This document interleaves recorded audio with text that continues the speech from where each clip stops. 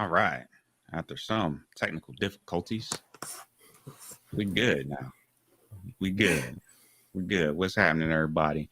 Appreciate you guys. Who's going to tune in, man? They're tuning in.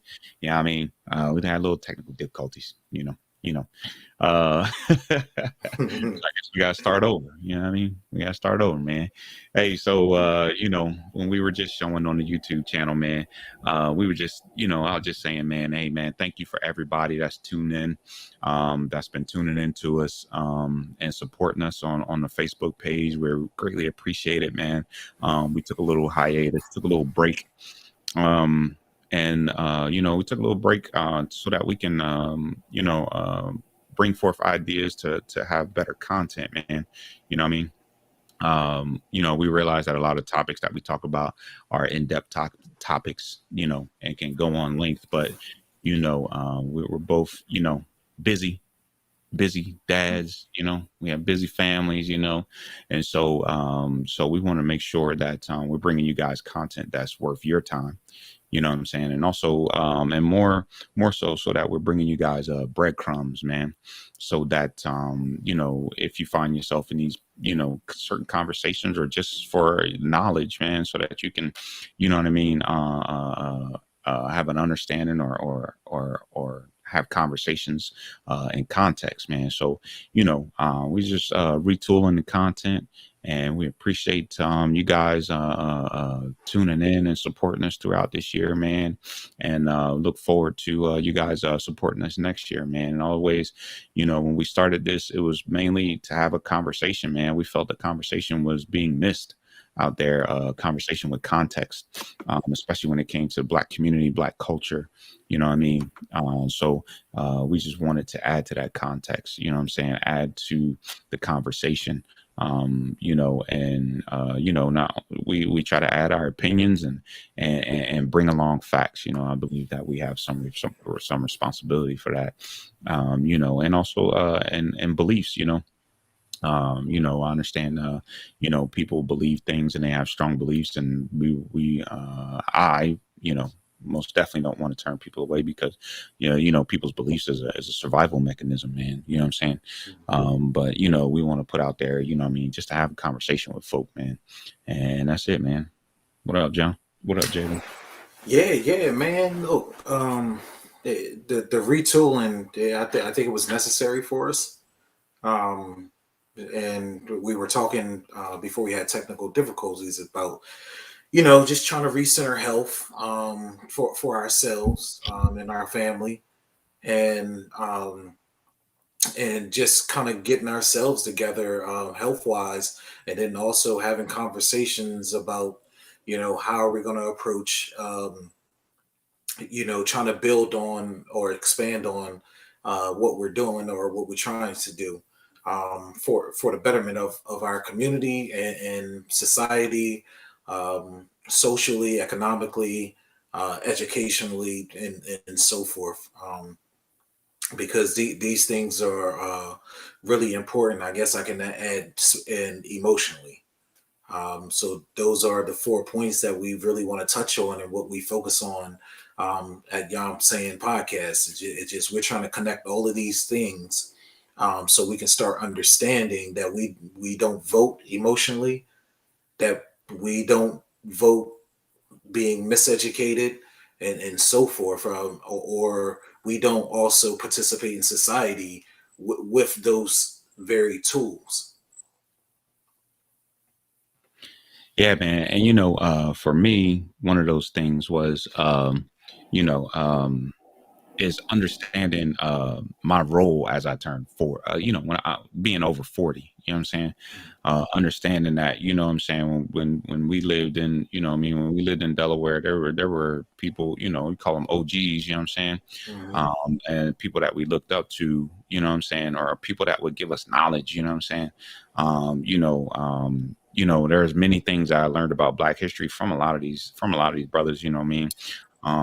And even though hotep and woke is a bad word now, and I most definitely get into that, you know what I'm saying? Because that just makes me upset, but, I feel that as, our role, once you turn 40, you supposed to be, that person, that oak tree so to speak. You know what I'm Hmm. saying? When people Hmm. come to you and look at you and like, hey man, you're standing tall, and and you put forth, uh giving people knowledge, man, giving people knowledge, and being that, being that I don't even know the words I'm looking for right now, but being that person that people can, understanding that you're leaving something behind, right? Hmm. So Hmm. that's really how I looked at it, and I think that, in the beginning of the year, or last year, when everything was going on with COVID and the protests and everything like that, so, just seeing that there was just a void of just people just being, taking their place as the OGs, so to speak. You know what I'm Hmm. saying? Like, yeah, you got a podcast and everything like that, or you know what I mean, or I watched this thing where KRS was talking about how, like MTV, he was upset with MTV because he felt that MTV, extended teenage years, you know what I'm saying, by like, Hmm. extended teenage year to 35, you know what I mean? And I kind of agree with that, you know what I'm Hmm. saying? You know what I mean? And where there aren't, men out here who's imparting knowledge, man. You know what I'm saying? I'm not saying that you gotta be in that stuff all the time. You know what I mean? Like, hey man, you gotta disconnect from it. You know what I'm saying? And we try to do that. But you know what I'm saying? We, again, this is a community cultural, conversation, you know what I mean? That we can have, whether you're on the right or the left, you know what I'm saying? And as long as you participate in Black culture, you can have these conversations. We can have a conversation. You know what I mean? Yeah, man. Look, so there's a few things that I can touch on and really expand on what you're saying, right? Like, um, like I had a friend of mine about, um, it's been 6 weeks now.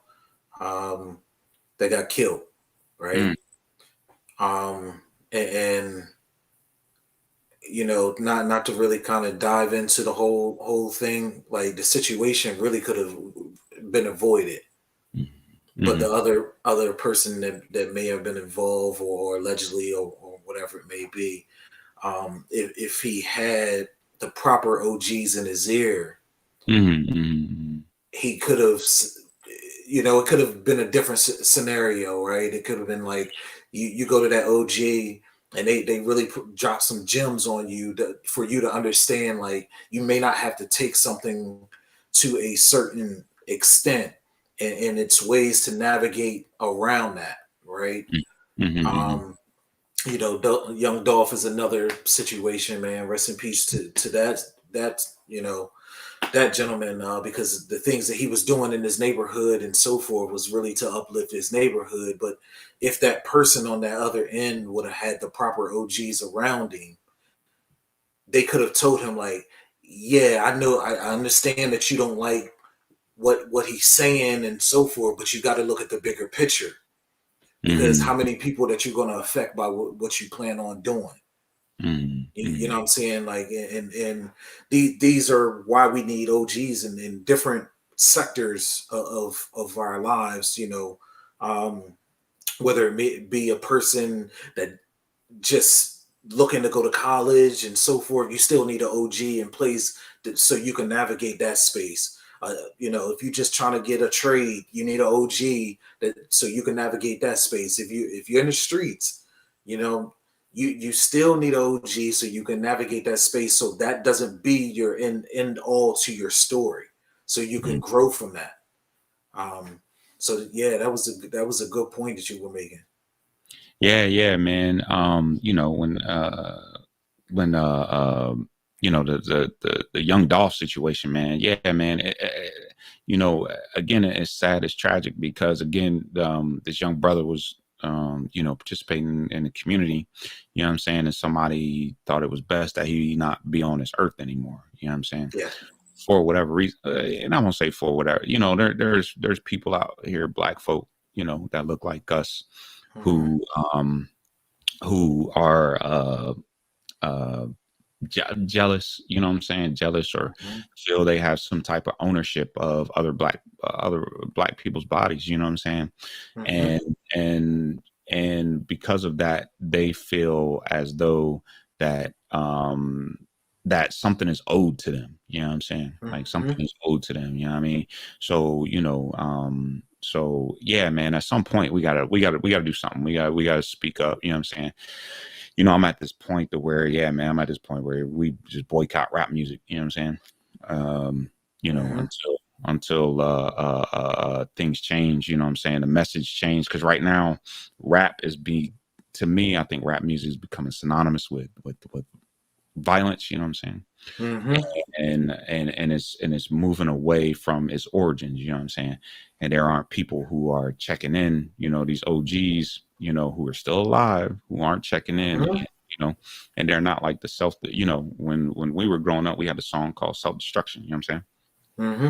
We had to stop the violent movements and all this other things, and it just ain't happening. You know what I'm saying? Right. Oh, sorry. Right.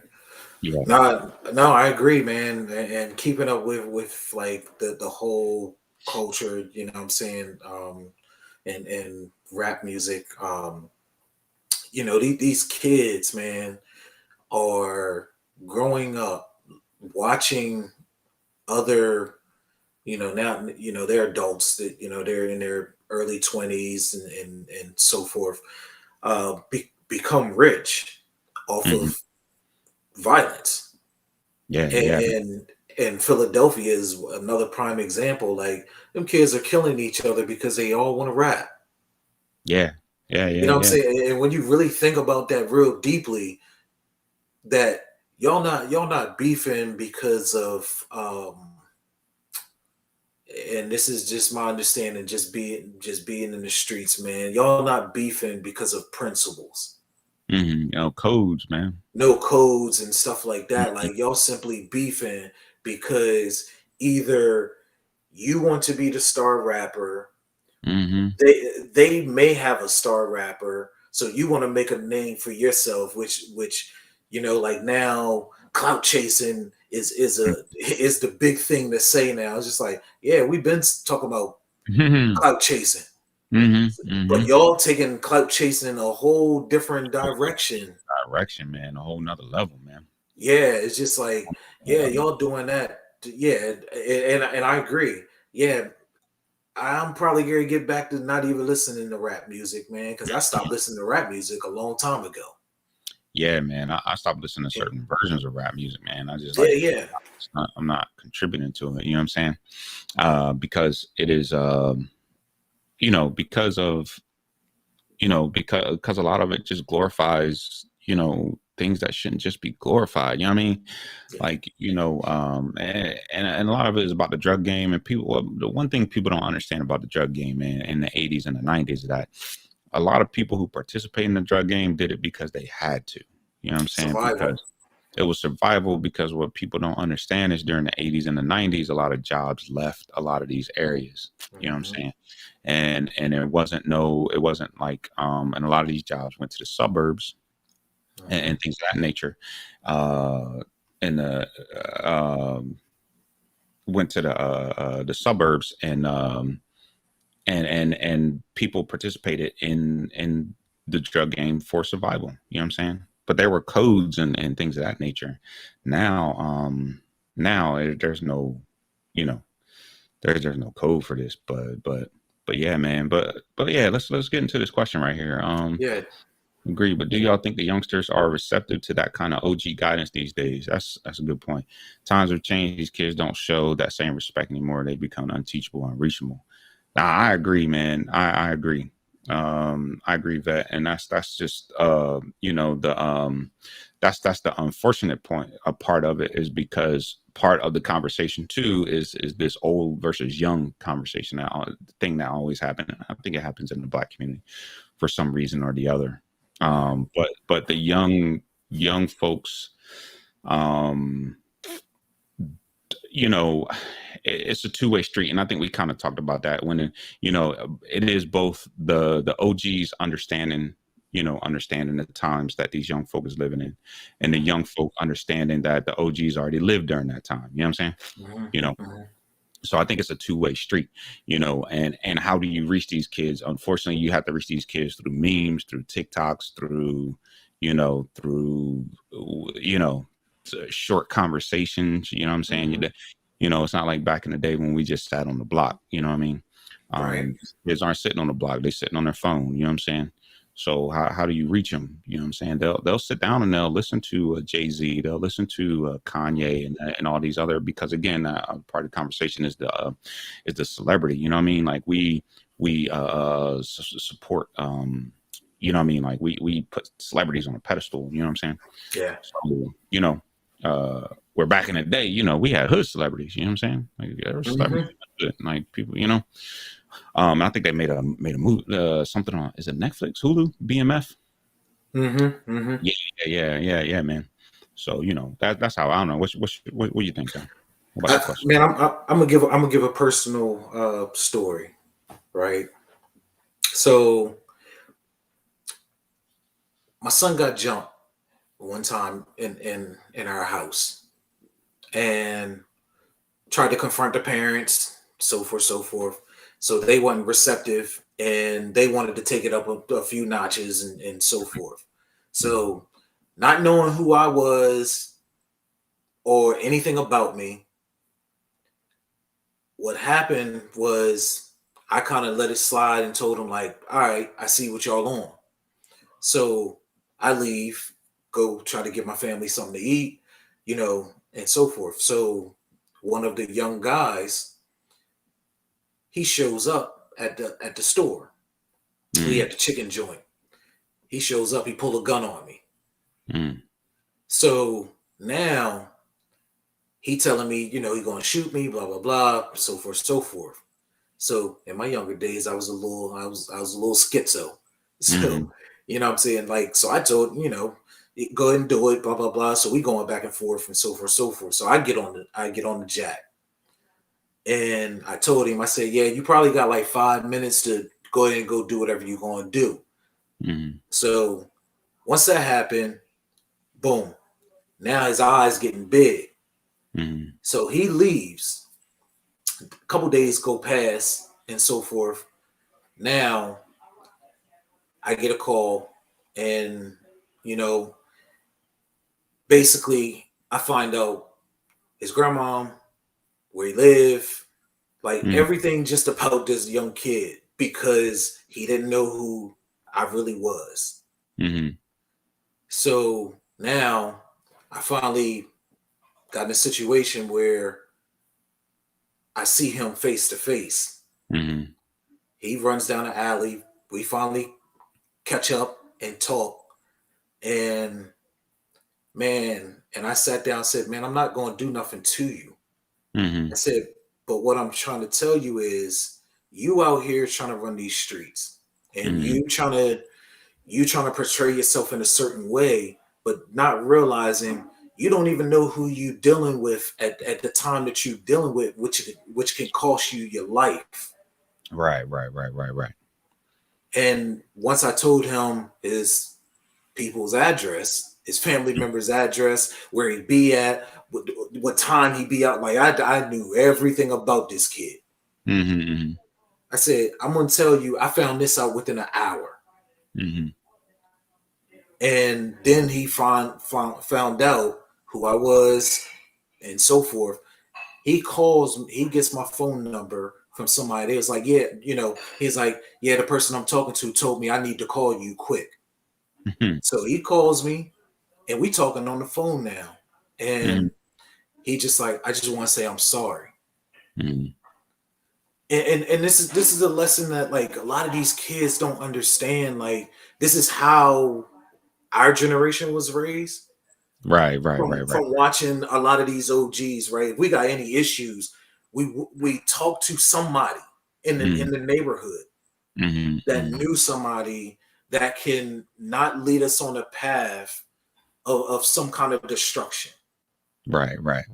Um, and these kids, back to the question, is a lot they don't want to hear it. Mm, Let alone the OGs, they are stepping away. Or mm. you got more OGs that are misguiding Right. the kids. You know what I'm Hey, saying? As they say on the yeah, as I they know. say on the streets, man, don't blame me, blame your OG. Yeah. You know what I'm saying? Yeah. Because at the end of the day, they're not guiding them in the right manner, and it's sad, Hmm. because it's a detriment to our community. Hmm. Yeah, yeah, nah, man. I appreciate you sharing that story, man. Because you know, because when it comes to having conversations, we have to go where they are. You know what I'm saying? And there are just people who, yeah, you're right, man. It is the reckless leading the reckless sometime. You know what I'm Hmm. saying? And what happens a lot of times, man, like you were saying earlier, these kids are watching, this 40-year-old, what I'm saying, wilding out. And they're like, Hmm. oh, well, if this 40-year-old is still acting like this, then, what I'm saying, then I can continue to act like this. You know what I'm saying? Yeah. So, there's a lot of men who are stuck in who have they have a Peter Pan syndrome. They don't want to grow Hmm. up. They don't want to grow Hmm. up. You know what I'm saying? Because part of growing up is saying that, hey, look, I gotta be able to find these nuggets when it's time to mentor, to people. You know what I'm saying? You know, 'cause I remember plenty of times, being on the basketball court, man, playing with cats, man, that were in the street, and they were just like, hey, man, you just need to get out of here. You don't need to be here. You know what I'm saying? Yeah. Giving those advice, man, or history lessons, or whatever. You know what I'm saying? But yeah, man, it's You remember when they cleared the park on 4th Street? yeah, I remember that. When it was like, man, I swear to goodness, it had to be like 60, 70 people walk from North Side, North side, yeah. and like they got the scrapping on the basketball court. Yeah, yeah, yeah. Ain't no But shooting. yeah, it wasn't no shooting, it wasn't none of that. You know what I'm saying? Like, and at the end of the day, it was the OGs that told us go home. Yeah, yeah, it was. Yeah, yeah, because I remember that because it was like, shoot, man. Yeah, dang, I'm trying to remember who all was out there, man. So I'm like, hey, y'all need to get out of here. Y'all need to be around this, you know. Yeah, Uh, yeah, you know, yeah. but Man, that's a good hilltop days. yeah, The yeah, HTX. yeah, yeah, yeah, man. Yeah, You yeah, know, you man. know. But part of that again, a part of us being, starting this podcast is to hopefully, be those OGs, man, that gives out these lessons and have conversations. You know what I'm saying? Right. Have conversations that we don't have. You know what I mean? Uh, um, so yeah, yeah, yeah, man. But we're chopped it up about the Eagles. Do we got to do it again? Man, yeah, man, let's chop it up about the Eagles, man. This is a good Oh day. yeah, yeah, yeah. It's a good day, man. It's a good day to be an Eagles fan, man. I had to break out the old school, Hugh Douglas. You know what I'm saying? Because the Birds is winning. They're on a nice little win streak. You know what I mean? 2 games. You know what I mean? Jalen's playing good. Like I said, Breaking some records. hey, breaking records, man. I'm moving closer and closer, saying Jalen's QB1, man, and just use them picks on building the team, building the defense. You know what I'm saying? Yeah. Uh, uh, and add another pieces. Get rid of Miles Sanders. Get him out of here. Yeah, get him out of here. Yeah. Or get somebody. Get another running back. What are your thoughts on Get another Rager? running back. Rager, get him out of here. Get him out of Yeah. here. And look, it's not that I don't think Rager's a good player. I don't think that the Eagles know how to use him. You know what I'm saying? Right. Like it Right. wouldn't surprise me if he goes to another team and then he like blows up. You know what I'm saying? Yeah. I just don't think the Yeah. Eagles know how to use him. Because he can't play in the slot and he can't play on the outside. So what are you gonna do? You know what I mean? Right. Like what you do with him, you know what I'm saying? Yeah, man. Yeah. And then, It's the we have Aguilar all situation. it's a Nelson Aguilar situation where you don't know what to do with him, man. You don't know what to do with him. And is it best to, just let him go to another team and let him figure it out from there. But Yeah. yeah, it's just one of those things, man. I think with uh, uh uh, with Rager, man. But hey, man, we just need to keep riding it and go beat the Giants. You know what I'm talking about? Yeah, man. Yeah, yeah, Yes, sir. Get yeah, the yeah. get the Slim Reaper his numbers, man, this year, Hmm. and Hmm. Slade's playing, man. Slade's playing good. Yeah, Maddox Slate. is playing good. Yeah, yeah, yeah. Maddox playing. Epps isn't letting anything over the top. Mm-hmm. So Yeah. you know what I'm saying, like as on defense, yeah, we need defensive pieces, but I think that's more or less the question mark on linebacking core. Yeah, you got Um, to most definitely attack the. I think you still need a secondary. Replace McLeod and then replace get somebody opposite of Slay. Nelson's okay, but if you can get a blue chip corner in the draft, get the blue chip yeah, corner in the draft. Like get the blue chip corner in the draft, and then draft another corner that you can develop while Slay's here for the next 2 years. You know what I'm saying? yeah, And then have him step in. I think that'd be the plan. But then go, but we need a DN though. We need like pass rushing. yes, Man, we need a pass rusher. yes, Barnett, I want Barnett gone. Get him out of here. yeah. You he could be out Yeah, of here. who did they have in there today? Number 90. Oh, that was the rookie. They just brought him up. I can't remember his name though. Oh yeah, yeah. Yeah, he wasn't getting that much penetration either. Yeah, But yeah, man. yeah, man. Let's keep it riding, man. Yeah, Man. fly Eagles fly. Go Birds. Go That's Birds. it. Hey man, but yeah, man, let's go ahead and get this Kyle Rittenhouse on topic, man. Have you been following? Where were you following the Kyle Rittenhouse thing? I've been following the Cal Rittenhouse story. Okay, yeah, I really wasn't following. I'm gonna be honest, I really wasn't following that much. You didn't Mainly, miss much. yeah, when I started to tune in and I seen the antics of the judge, I was like, yeah, the fix is in. Yeah, you know what I'm saying? Yeah. Like, the fix was in, man. It, where I'm at, right, with it, you know what I mean? And I made this comment in another group was that, it's two things people are arguing, right? So you have to argue, the defense aspect of it, right? Mm-hmm. Because all of us will fall under that, at some point because of the Constitution, you know what I'm saying? Mm-hmm. But, the other part of that is justice, you know what I'm saying? Right.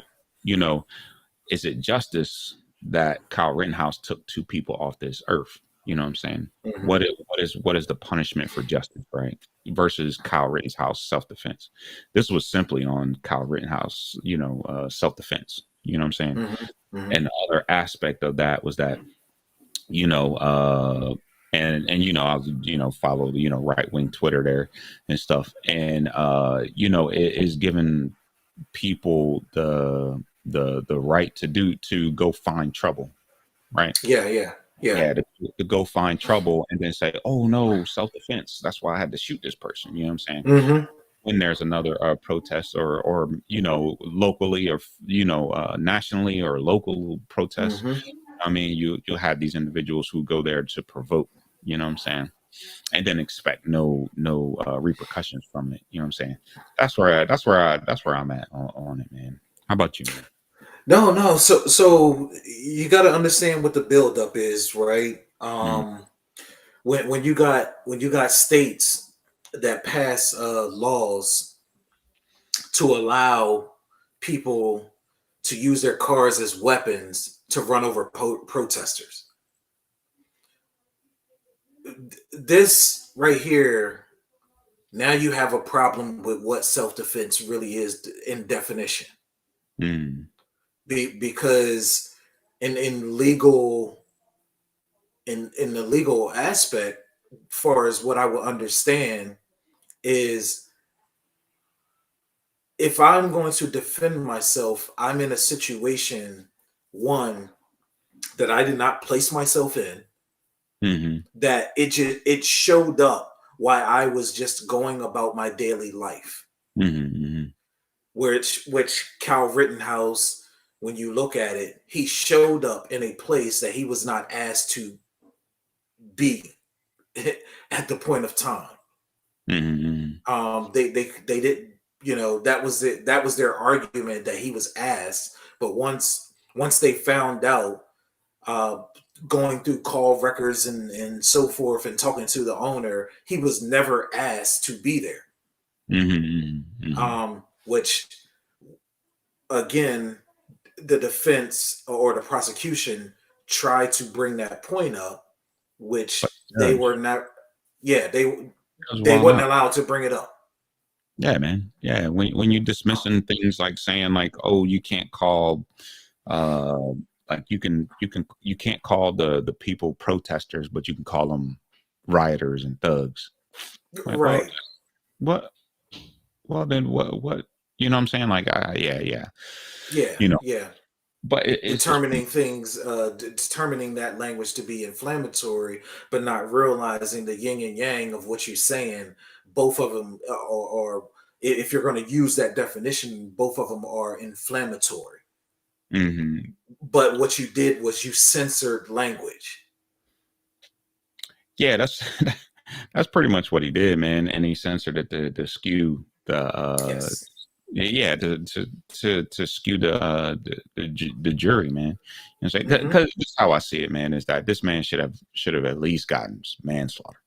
You know what I mean? Right. If not on the first one, then the second one. He should have got some sort of manslaughter slaughter charge. Or I think in Wisconsin, I had it pulled up, but you can go to their they have if you go to any state and you pull up you go to any state's statutes and you can see Mm-hmm. their laws on murders and stuff like that. You just go to the state.gov that you're Mm-hmm. looking at. And I was on there and I was trying to look up the manslaughter charge there, but he should have had at least manslaughter because Yeah. um, because again, like you're saying, but he either showed up or he removed himself from the property that he was supposed to be at, right? Right. If he did that, then what I'm saying, he's going to look for trouble to use the gun as it's supposed to be used. You know what I'm saying? Yeah. And that's it. So yeah, but I think So, for go ahead.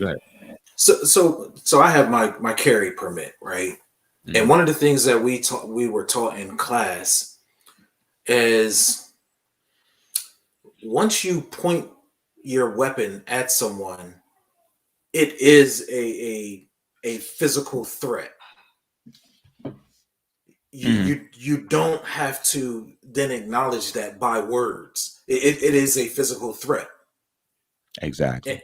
And so again, what the prosecution was trying to point out, that what started the argument of the first shooting was literally because he was pointing the gun Mm, at people. mhm, mhm, mhm.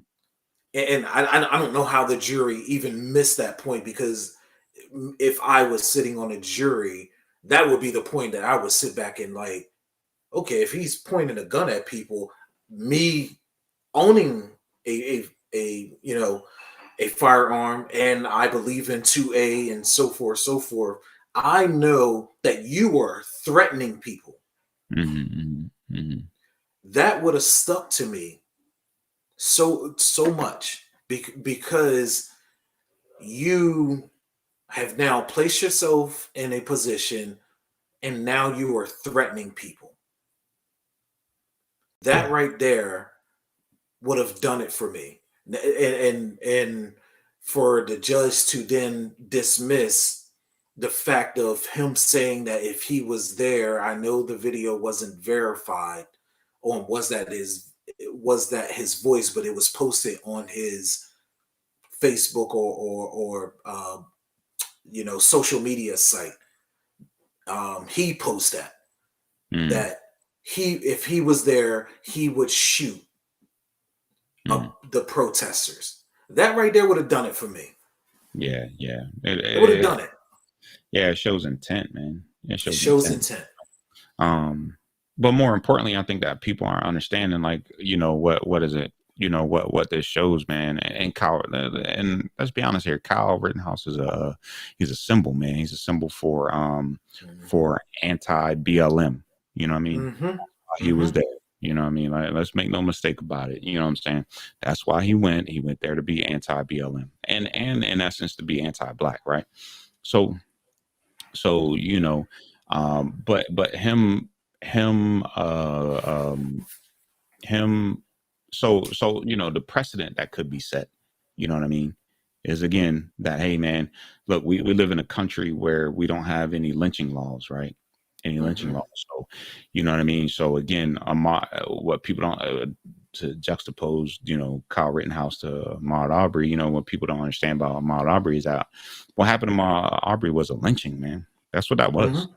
That's what Mm-hmm. that was. He was only he was jogging through a neighborhood and he was jogging while black. That was it. You know what I'm You know what I was telling my kids, right? saying? When we were growing up and we were seeing things, we grew up in the South, Mm-hmm. and it we were some years still behind in where society actually was in compared to in a city and so forth. So we was, even though it was the 80s, it was still like it was the 70s or the 60s where we were living. Mm-hmm. And when I heard the Mar Arbery situation, all I can think about was white people jumping in a pickup like they did back in the early 1900s, in early late 1800s, or whatever it was, jump in a pickup with their shotguns to Mm-hmm. go kill black people because either they were voting Mm-hmm. or they was somewhere where they didn't think that they needed to be. And all I can think was when they hopped in that truck and they went chasing him down and hit the reverse, they were sitting there holding their shotguns hollering, "Yee-hoo! Get that nigger!" That's all I can think about, Mm-hmm. because that's what it seems. Yeah, yeah, man. Yeah, man, you can't let your eyes fool you, man. And even in the Kyle Rittenhouse case, man, everybody's like, the problem is that we live in a society now to where people will when it comes to gun violence and people wanting to use their guns, there's no such thing as proportionality. You know what I'm saying? Mm-hmm. So if someone actually brings a knife to a gunfight, the person with the gun says, okay, well, I'm gonna shoot you. You know what I'm saying? Mm-hmm. Mm-hmm. You know what I mean? Instead of just realizing that that person has a knife and you could probably survive the knife. You know what I'm saying? So if a person has a skateboard and the person is swinging a skateboard at you and you got a gun, well, that skateboard is a weapon that you could Yeah. potentially die from.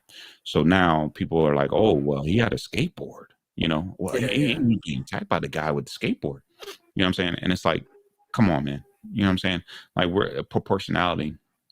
You gotta protect. You got to protect the system that is what happened to Kyle Rittenhouse was how it's designed. You know what I mean? Mm-hmm. It's designed. Mm-hmm. How the system is designed. That's really what it is. Because oh, excuse me. Bless you. Um, oh, thank you. Because when you have these stand your ground laws and things of that nature, these stand your ground laws and things of that nature are put in place for, so that individuals like Kyle Rittenhouse or George Zimmerman, what I mean, can go out and do these things, you know what I'm saying? But again, Mm-hmm. in the Kyle Rittenhouse case and Ahmaud Arbery and George Zimmerman, they share one similarity is that there was a video or audio, and without the video or audio, they wouldn't have went to court. You know what Right. I'm you know, especially the dudes in the Ahmaud Arbery case. It wasn't until months later that they got arrested. You know what I'm saying? Yeah. Yeah. Actually, the prosecutor, she actually was charged. Mm, So they're trying to prosecute her for not prosecuting the case. mm, I don't know what the actual charges are, but it mm. don't look like she's going to win that. Oh, okay. Um, I have to look into that. as of right now. Hmm. Um, but again, you're talking about a system that was in place, and they are known to stack the decks. Right, You right. know, Yeah, like they did with Kyle Rittenhouse. This man got yeah, the pick. yeah. He got the pick of One the one black juror, you're the all. prosecutor. You're the one being prosecuted. You Mm-hmm. get the jury. Yeah. Yeah, man. Yeah, man. It Yeah. is. Like I said, on one hand, I'm like, okay, well, the jury decided. You know what I mean? And that's, you just got to shrug your shoulders and be like, okay, that's the system. And that's how the system is supposed to work. And hopefully, it works for me. Works for everybody that way. But on the other hand, I'm just like, nah, man, this individual should have had something. You know what I'm saying? He took two people off this earth, and he should have faced some sort of punishment, man. Yeah. To not face any punishment at all is just reckless, especially in a society that where, like you're saying, states are passing laws where people can run protesters over, people who are exercising their First Amendment rights. Hmm. They can run them over with a car. You know what I mean? States are passing permitless gun, Hmm. you don't need a permit no more to open carry. You know what I Hmm. mean? All these things are done with a purpose, and that's so the Kyle Rittenhouses of the world can go into places that they don't need to be, and they can provoke people and then claim self-defense. That's what it Hmm. is, you Hmm. know? Yeah. And you brought up a good point, right? That what people, you know, my two adversaries that feel like they need to comment on everything that Mm, I say, um, and always fall in line with, more or less, I'm going to say, white supremacy. mhm, mm, Um, what they don't understand is the very constitution that they sit back and say that they believe in. By their actions and what they choose to defend, they are literally tearing the Constitution up. mm. And that's what they don't really understand. That eventually you're going to have what they are fighting for, or what I perceive that they are fighting for. The only thing in their Constitution that matters is their gun rights. Yeah, yeah, that's it. Most people can't even tell you what the rest of the Constitution say. They Yeah, can't even yeah, yeah. yeah, especially people on the right. And if 2A is your most important thing, you have delinquished everything from being a person, Mhm, and let alone your neighbor being a person. mhm. So it really astonished me, man, that someone can literally go through life, or live in this country, and not understand that basic concept of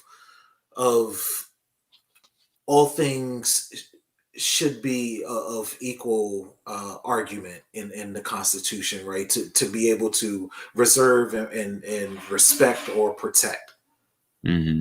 which means that, yeah, you should have 2A rights, yeah, to an extent, To an extent, right? Exactly. right? Yeah, yeah, yeah. And you should have freedom of speech rights to an extent. To an extent, you can't go screaming. You can't go. What the Supreme Court said, you can't go screaming fire in a crowded place because you're going to put other people in danger. You know what I mean? You're going to rile that crowd up, and then your people are going to get trampled and die. So Yes.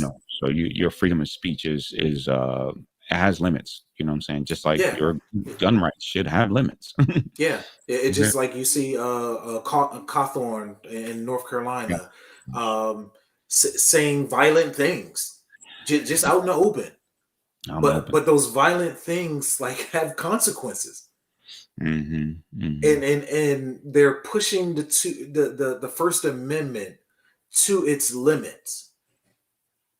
And this is what people don't understand, because that First Amendment is literally trampling on your 13th, your 14th, and your 15th Amendment, and other amendments. Hmm. Hmm. And that's what they don't understand, which effectively mean that you don't have a constitution. Yeah, I mean, yeah, man. Our Constitution is a document that is constantly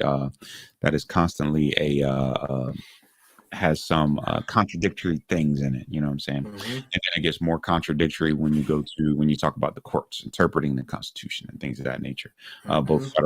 on the federal and the state level. You know what I mean?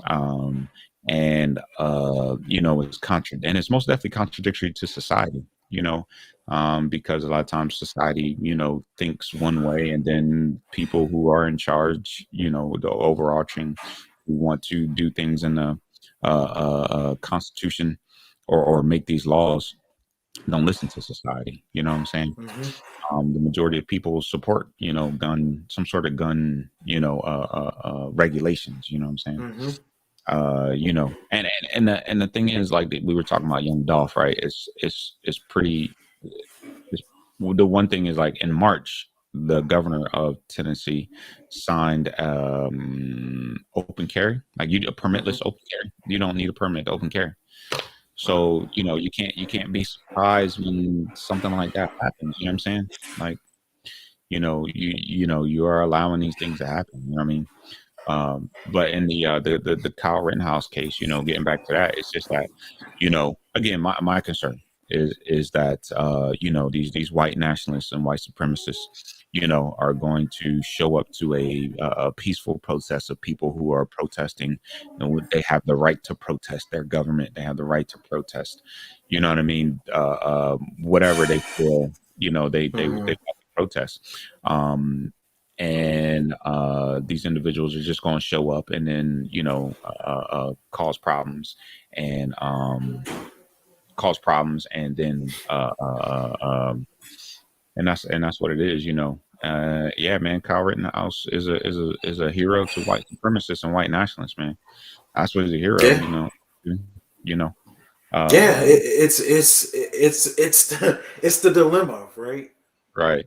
Like Kyle Rittenhouse is the dilemma that we are in. I'm not saying that he shouldn't protect himself, but I'm also saying I'm not stupid enough to sit back and put myself in a situation that I have to use a weapon to kill someone to protect myself. Hmm. Because again, if I'm already thinking in my mind that, hey, I'm going somewhere that to be a adversary to another group, that I can it can potentially be a violent situation, I'm not going to show up. Hmm.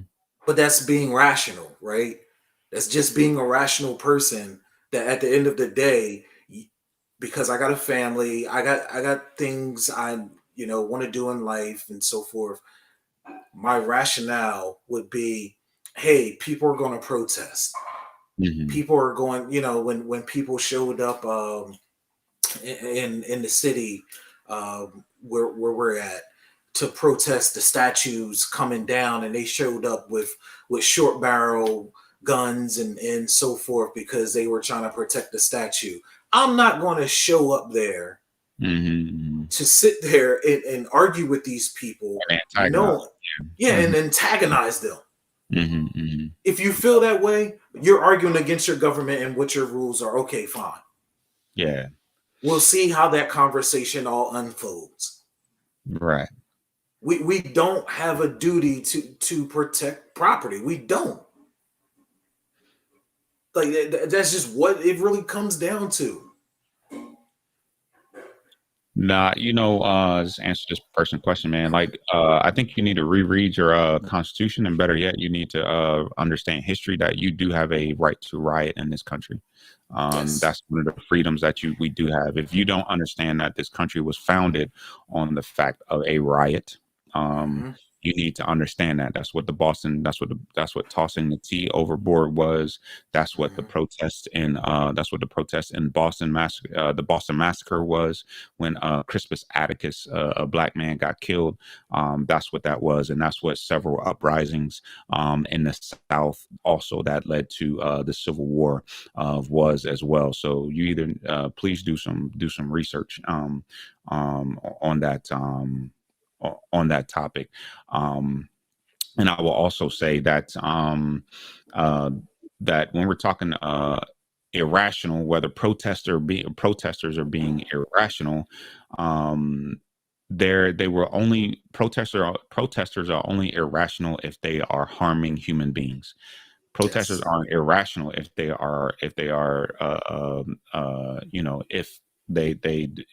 destroy property and things of that nature.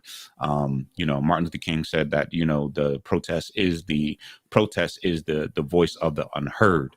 You know what I'm saying? And we've always had that in this country. Whether you're talking the rioters who fought for our rights to get weekends, when you had the Pinkertons who were protest, or you had the Pinkertons who were there to protect the business of I can't remember the business, but they were hired to stamp out people who were protesting for the right for safe work conditions and higher wages. People protest for many things in this country. That's the freedoms that we have. Um, you know, um, The uh, rednecks up in West Virginia, when they're called actual rednecks, and they were a mixed group of people, black, white, and so mhm, forth, working in the mines, and the Pinkertons came and squashed them out because they were protesting the safeties of the mine, the way mhm, that they were being paid, and mhm, so forth. mhm, Before a group of people decided that they wanted to kidnap the word uh, redneck for their mhm. own group. Like, but Mhm. this is the foolishness that is going on in this country, man. And I get where the person is coming from, but man, like for me, I just wish this person just really read literature outside of what they actually think.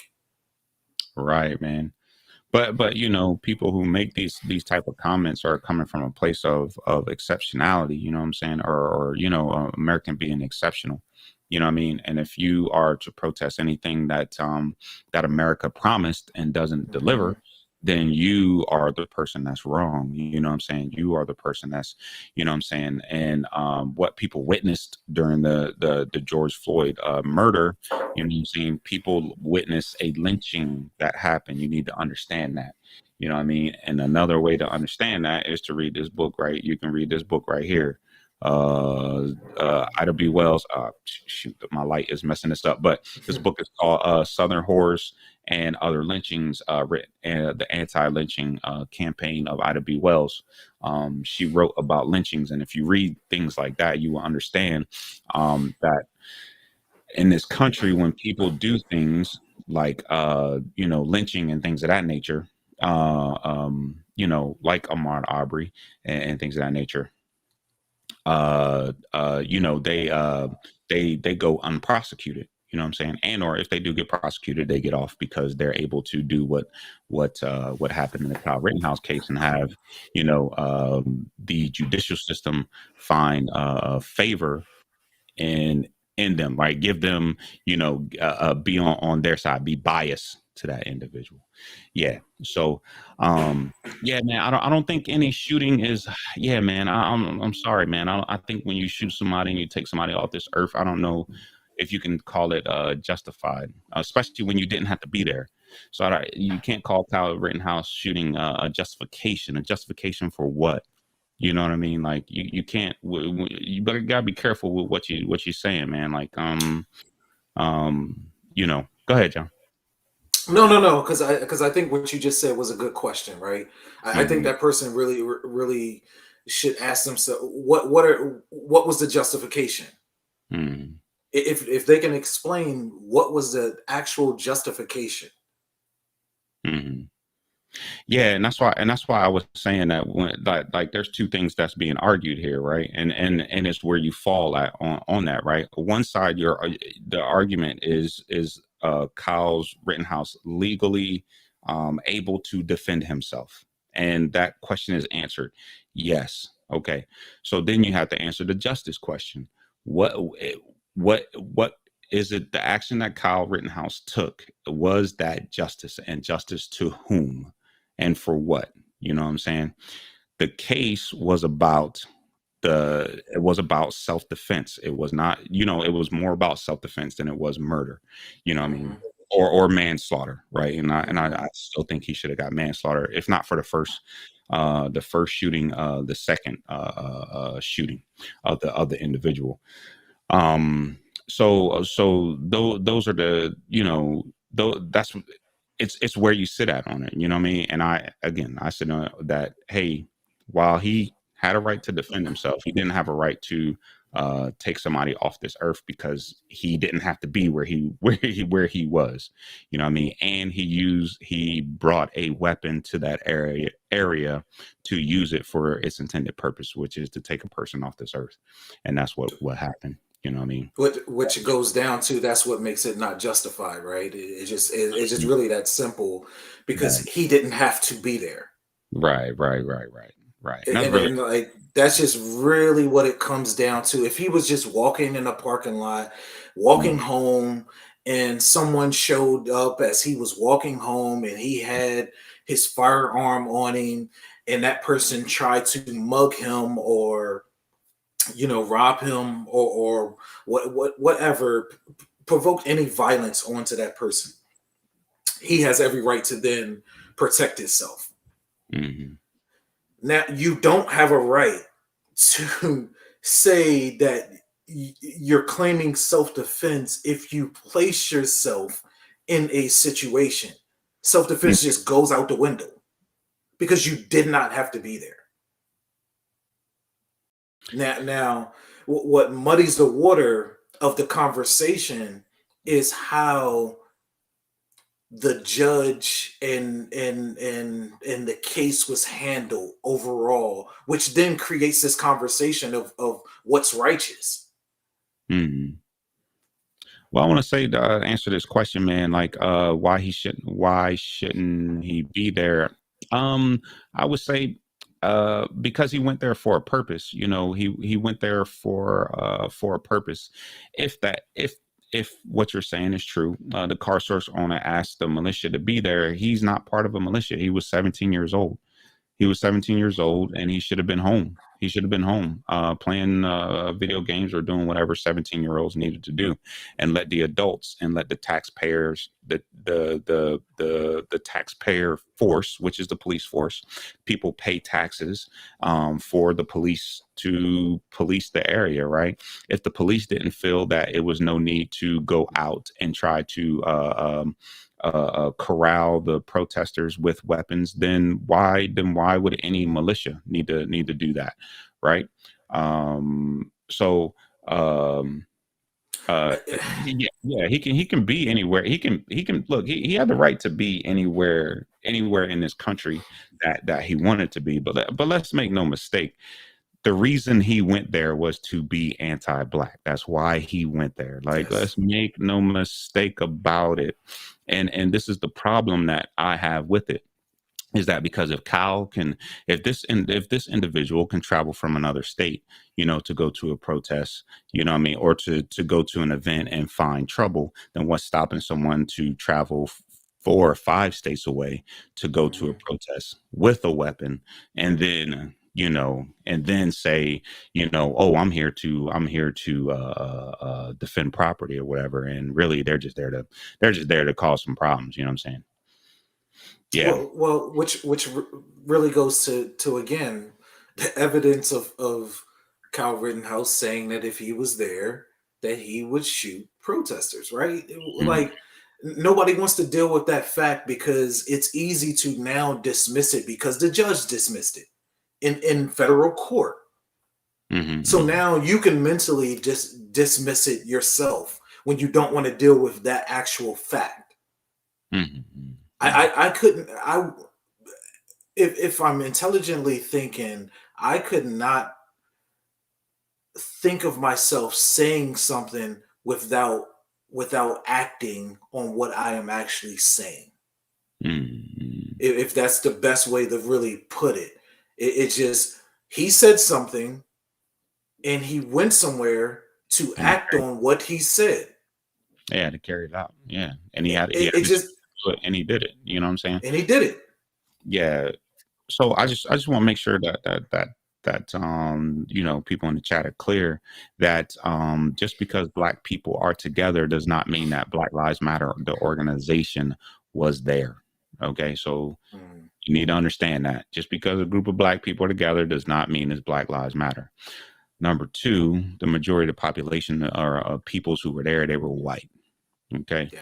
So, and also number three, you can't say he was defending a black city or black neighborhood because he wasn't paid to defend a black city or black neighborhood. That was the police. That's their job. That wasn't his Mhm. job. His job was not to do that. His job was to work at wherever he worked at. You know what I mean? That was his job. That was his job. Nobody paid him to do that. So you can't say he was defending this or defending that. The only thing Kyle was the really defending is he was just defending white nationalism. That's what he was defending. Right, right. And to let's go ahead and dispel some of this, man. And people need to Google this. The actual owner of the car lot actually said he never even asked for them to even be there. That's what I've read, that they just showed Yeah, up. they just showed up there. Like, and again, that's why it was not in the trial or the case, because that what they said was just dismissed Hmm.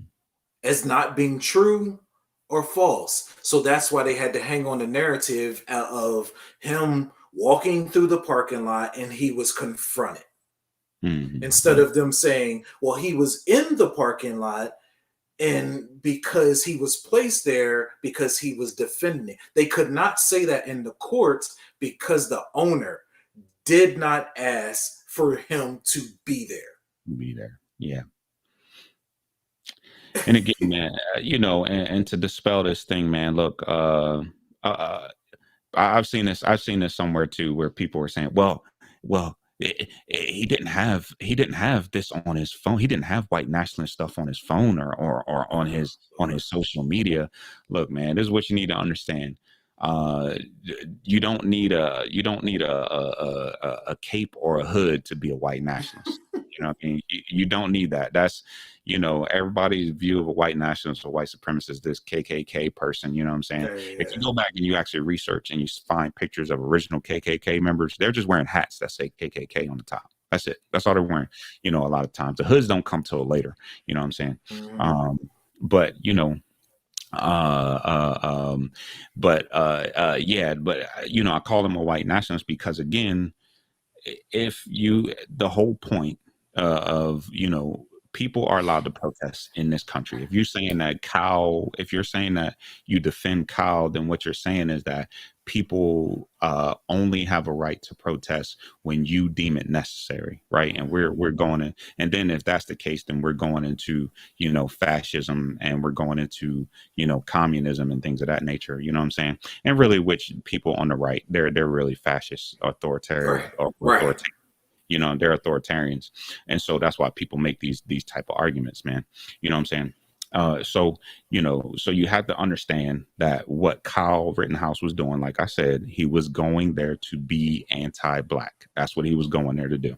That's what Mhm. the militia was there to do. It had nothing to do with excuse me, protecting property or whatever, because the police were there. That's what the police jobs is. That's what the police jobs do. And you can bring up looting and all that other stuff, but guess what? That's why these companies have insurance, and that's what insurance is for. You know what I'm saying? And they didn't have Mhm. insurance. That's their bad. So again, the only reason that you support Kyle Rittenhouse is because Kyle Rittenhouse is a symbol for you. He is a So, symbol. You know what I mean? He's a symbol. That's it. You know? so I'm going to share this for this gentleman who made the claim that Cal Rittenhouse was asked to be there. This is from Milwaukee, a news journal in Milwaukee. So I'm going to try to share this screen. Uh,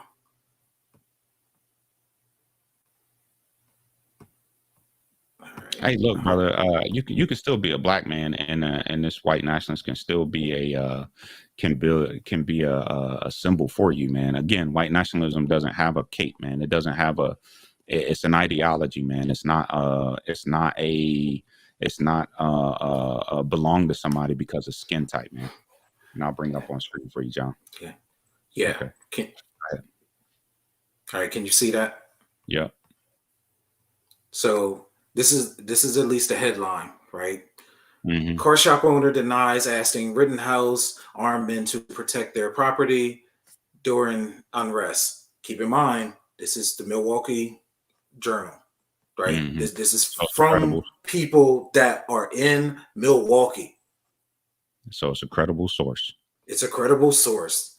Kenosha, here you go. You guys can take some time out, just skim read it real quick. I'll give you just a minute.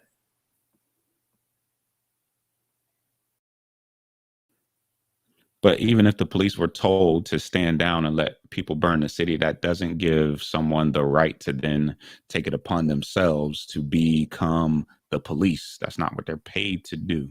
You know what I'm saying? Um, if there was more evidence, if the prosecution was a little bit better, they would have been, Kyle Rittenhouse would have been charged for murder, at the very least manslaughter. So that's again, they had a police. The police were doing their job. That's not the militia's job. You know what I'm saying? All right, I think I gave enough time for people to look over it. So I'm gonna stop sharing. Hmm. So again, man, is people hanging on to narratives again because you're hanging on to the real narrative of white supremacy.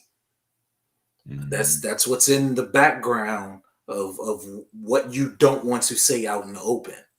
Hmm. That's Hmm. why you can say things like that because it's been presented. Because I heard on right wing media saying things like this in the beginning, which turned out to be false, and you keep on repeating what was false. Hmm. And they do And it because it builds a narrative, right? Because it builds a yeah, narrative. It's like everything. It's like the CRT thing. You know what I mean? None of it can be true, um, of none of it can be true. But as long as there's a narrative, yeah, it depends on what do you want to talk about. Who you want to talk about? Kyle Rittenhouse being a white nationalist? Like, yeah, I mean him showing up to a BLM protest with a gun. Like, what else do you need? Like, if you him aligning himself with the Proud Boys in a bar yeah, him to aligning with himself, celebrate his kill in a bar. yeah. Yeah, It, wasn't he showed up to a bar throwing up whatever that is, that white power sign, which again I understand that came from a 4chan account, and it's become more of a fake thing, than anything. But he showed up to do these things, you know what I'm saying? Like, and then you got all these individuals who are bigging this man up, you know what I'm saying? Uh, yeah, I mean, that's what I'm saying. Yeah, and that's why I said that there's no such thing. Oh no, there is a such thing as a white power sign. It just is not it's not this. You know what I'm saying? It's not this. You know what I'm saying? But there's mhm. tattoos and you know what I mean, and things of that nature that does get shown. So let's not pretend that ain't the case. Let's not pretend that ain't the case. The Proud Boys are for sure white nationalists, man. They are for sure white nationalists. You know what I mean? You know what I mean? And just to understand that white nationalism is not the same as white supremacy. You can be a white nationalist without being a white supremacist. So we need to understand that. You know what I'm saying? If you're a white nationalist, the only thing that you're doing, you want to uphold the white power structure. You know what I mean? You are an individual that you support whatever proximity you are, especially if you're black or white passing, you support that proximity to whiteness. You know what I'm saying? Which is Mhm. why you would view Kyle Rittenhouse as this hero, right? Instead of saying that, Kyle Rittenhouse is not a hero. He's an individual that he got his due process, which he did not give to the other two individuals. So that's the other aspect. You can't be talking about the police being overwhelmed and these two other individuals that he killed did not get their due process that they are guaranteed under the Constitution. You know what I'm saying? So these individuals, yeah, no, there's plenty of evidence that the Proud Boys are white nationalists out there, man. Mhm. That's through their words, through their actions. You might not believe that, but it is. They are. They are. Um, That was the group that what's his name, Spencer, started. No, no. Proud Boys was started by a dude. I can't remember his name. I could see his funny mustache. He wore a funny mustache. He used to be on Barstool Sports, but they kicked him off of Barstool Sports because he would go on Barstool Sports and he would say a lot of crazy things. You know what I'm saying? He would say a lot of bigoted things. So they kicked him off of it. Hmm. Yeah, Gavin McGinnis. There we go. Yeah, Gavin Ah, McKinnon. Gavin Oh, McInnes. Yeah, good he's a old comedian, but Gavin. he's like a right wing like comedian, like almost, you know what I'm saying? But he would Yeah, say like some like off the wall, like bigoted stuff. And finally, Barstool Sports like let him go because they were getting a lot of heat from it. And so, you know, he started the Proud Boys, and what the Proud Boys originally were, they would wear khakis and polos. You know what I'm saying? You know, yeah, yeah. So yeah, man, it is. But they they most definitely is. They are uh, uh, a member of what people used to call the alt right. You know. yeah, yeah, Yeah, yeah. yeah. Yeah, they try to frame it as that they are like a fraternal group. You know what I mean? Oh no, we're just a fraternal group, and we're just against political correctness and white guilt. You know what I mean? Yeah, we just like the Boy Scouts. Yeah. But then, of course, you go onto their, you know, of course, people go on and they share things that they say on there about, you know, black people and Yeah, all these other and about other people. You know what I mean? Like they'll like it's a pretty bigoted stuff, man. It's pretty, but uh, yeah, no, man. I see the content, man. Like mhm, whenever and it deny it, seems man. like it's in that content, somehow you will then see the N words fly, you know, or black people this, or like you will just see it, and then to actually deny that they are not a racist group or people don't subscribe to that kind of racism, to me is insane.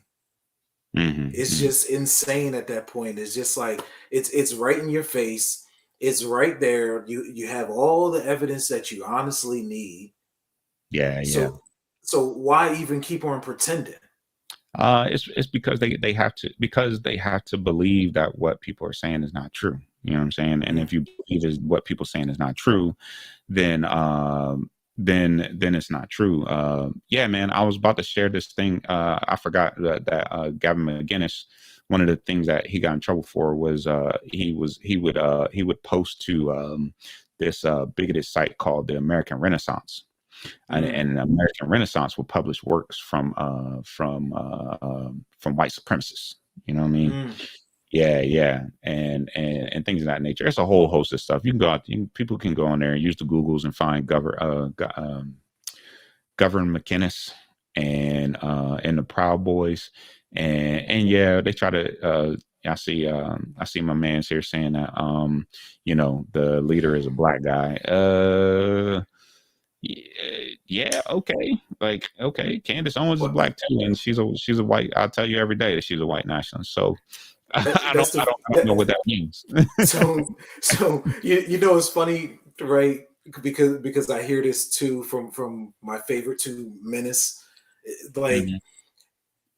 they always throw this out, just like they don't understand like black people can't subscribe to a ideology, right?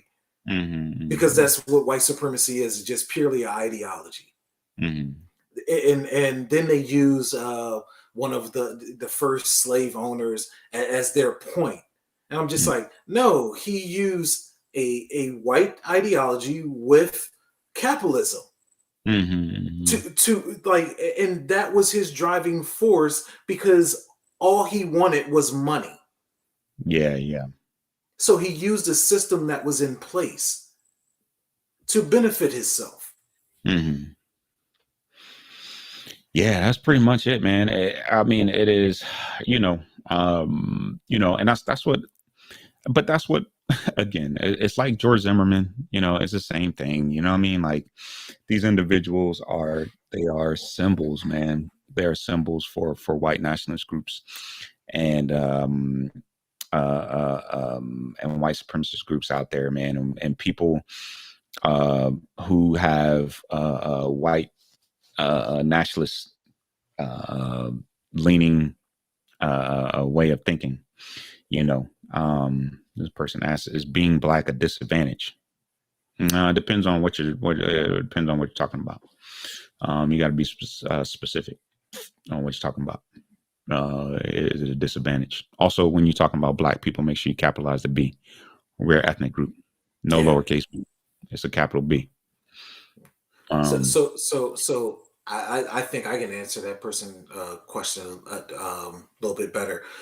Black people own 2% of land in America. Well, you mm, want to know how much wealth we also own? 2%. We're mm, we're we're 13 so-called percent, which I would like to say in our community we don't really take the census very serious. Which I mm, doubt if it's really 13%. Is probably no, more or less, we're pushing about, towards 20. yeah. I always say that we're Yeah, pushing yeah. 20. Uh, but we own 2% of the wealth. We own 2% of the land. We own 2% of businesses that are created in the United States. None of this stuff is by design. I Mm, mean, not by like it's all created by design. That's what I meant to say. It just, and people have to understand that. So it is a disadvantage because our policies, how our our government is structured, how we keep allowing people with a certain ideology into our government to utilize that to push a narrative or ideology. It is a disadvantage because of that. Because of that, excuse me. mhm. Yeah, but I think that that you have to be. But the reason why I said it has to be specific because you can't say like yeah, when we're talking disadvantages, well, disadvantage. Mhm. What specifically are you seeking when you're asking is black a disadvantage, right? Are you is it a disadvantage? I don't me if I'm around other black people, I don't think that's a disadvantage. You know what I'm saying? Yeah. If I'm having conversations, with black people, I don't think that's a disadvantage. If I'm, perusing or spending my money with black businesses, I don't think that that's a disadvantage. So again, yeah, what you're I get saying what is you're saying. is wholeheartedly true. You know what I mean? Like the disadvantage that we're talking about, and probably what they're talking about, is economics, right? And Hmm. economically, yes, it is a disadvantage. It's the disadvantage was created. You know what I'm saying? Um, the disadvantage was created in the 1800s when Europeans were coming over this country before Europeans became white, and they were given land. They were given an economic floor. They were given land. You know what I'm saying? Land they didn't know how to farm. You know what I'm saying? Hmm. A lot of Hmm. these Europeans end up buying land next to black people. You know what I'm saying? Who knew Hmm. how to farm the land when black people were fleeing the South and moving to the Midwest. You know what I'm saying? Or in the 1960s, right? In the 1965, there was an immigration act. That immigration act ushered in Asians and Europeans and Africans to come to this country, and they moved into black neighborhoods because they thought, well, we'll lessen the people who Hmm. can come in because those people will be able to do the basically the dirty jobs. You know what I'm saying? Hmm. Because these people that's going to come in from poor countries. But what happened was, and what you saw was after 1965, and why immigration became a big issue in 1980, 1990, 2000, and so on and so forth, is because these individuals that started coming from these countries had degrees, and Hmm. they were taking white people's jobs in high Hmm. paying jobs. So now Hmm. this is why you have immigration as a big deal. So Hmm. what's on the surface is, yeah, people are talking about, oh, the border, it's the border, we need to change immigration. But no, what they're talking about are people who are actually coming to this country who have advantages like degrees and things of that nature. Chinese people, Africans coming from Nigeria, and so on and so forth. You know what I'm saying? The Indians, right? The Indian people coming from India, they're the next biggest group. You know what I mean? That came over between 1965 and 2000. You know what I'm saying? They come over here and taking people's jobs too. You know what I'm saying? Taking white folks' jobs. You know what I mean? High paying jobs. You know what I'm saying? So a lot of these things that, people need to understand and learn, you know what I mean? But at the end of the day, you know what I mean, black people do get disadvantaged because we're the ones making less money, you know what I mean, generally, you know what I mean? Um, our neighborhoods are being the resources are being taken from our neighborhood, and resources are people. right? People are being taken away from these neighborhoods, and the money's not being invested back into these neighborhoods. Even when you look at the reason why you haven't seen any data from the opportunity zone thing that Trump was talking about for 4 years, because it didn't benefit these poor communities. That's why. You know what I mean? Mm-hmm. It only made people rich. That's what happened. Right. I'm saying, and it pushed black people out who end up paying higher taxes. You know what I'm saying, on properties and things of that nature. So, you know, but appreciate you, brothers. You people tuning in, man. I appreciate you guys tuning in, man. And like you said, man, we're here for conversation. You know what I'm saying? We are both very passionate, especially very passionate about our people. Yeah. So we appreciate you guys tuning in, man. I hope you guys subscribe to us. You know what I'm saying? And continue on the conversation. You know what I mean? Yeah. Because Oh no, like I go like ahead. to say, Go ahead. I don't play about my blackness. Yeah, yeah, for I real. don't play about my blackness, man. And this is not something that you know a belief of being a victim, because to be a victim you got to understand the process of what you go through, right? Hmm, hmm. um to dismiss the struggles, you are just a different kind of victim. You're just a victim that you're suppressing your actual uh real issues as a individual, but because maybe you have surpassed it, you can't see other victims coming through that door. And this is the thing that people, we look, man, we have became so individualized that we don't see each other's pain. And that to me is the sad part that I see amongst our group, because we haven't, and I'm going to say it in quotations, we haven't made it as a group. Yeah, I could be all out for myself at the end of the day, but if I participate in society, they have still a racial hierarchy, which I'm still at a disadvantage. But if I work with my group, maybe they can, I can bring them up, and they can then themselves participate in what I have to offer, or they may have something to offer me, and so forth. That's just the way I understand life. Did you include black? Yeah, we definitely include black conservatives, man. But we gonna talk about it.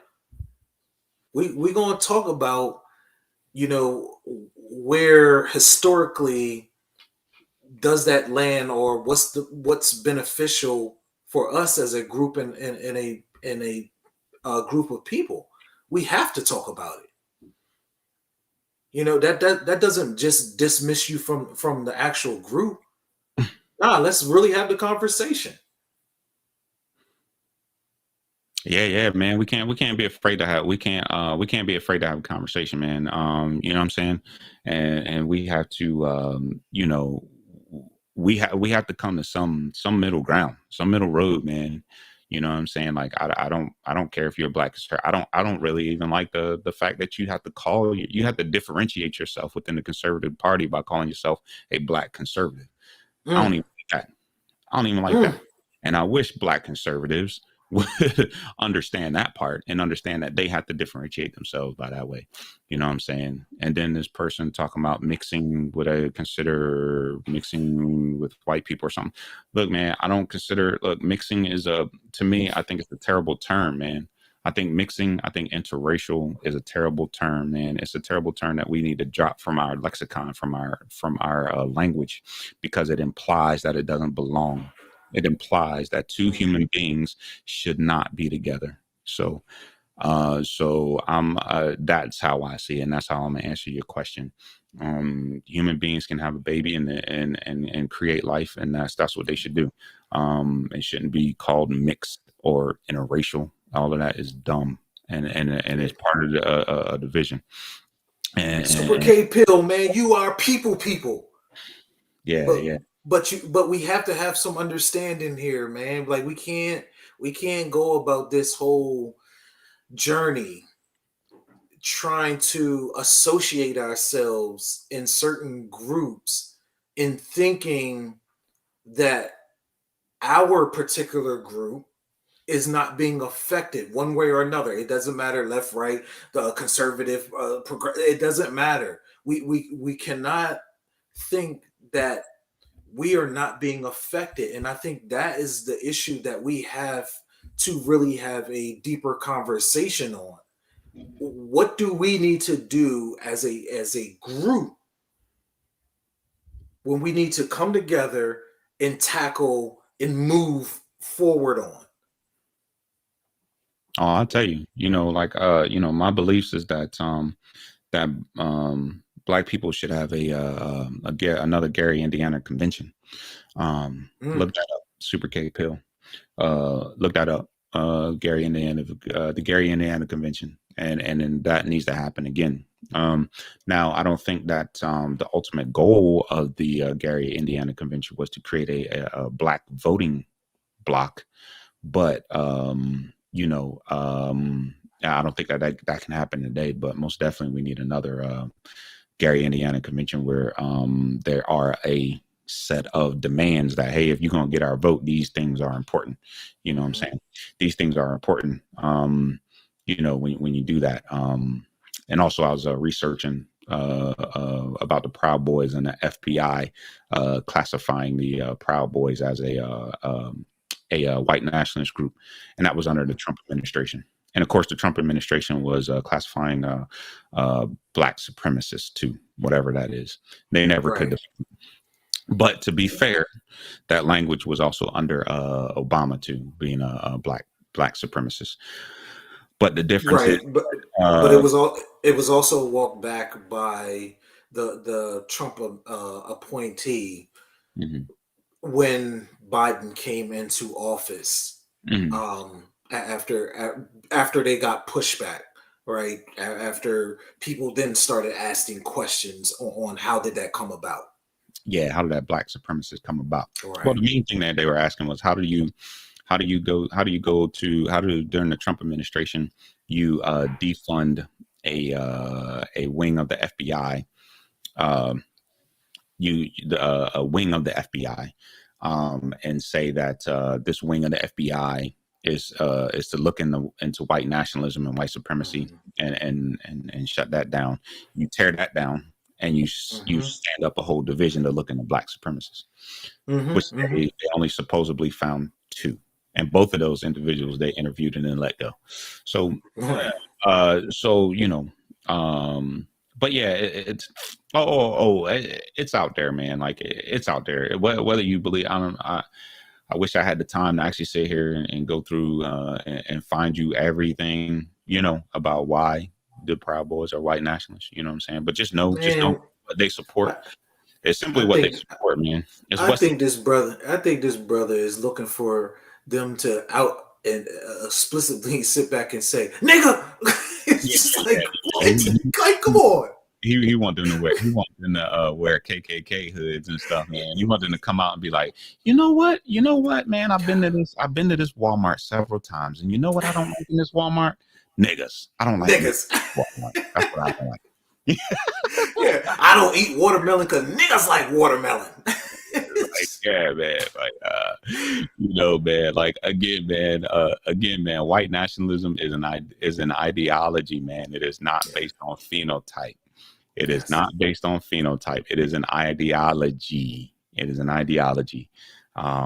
Based in yourself on the proximity, or really adhering to a white a hierarchy. That's really what it is, and that's the difference, right? White nationalists want to adhere to a hierarchy, right? So they don't like statues being torn down. They don't like Confederate, things being renamed. They don't like they don't like what do they call them? Affirmative action hires. You know what I'm saying?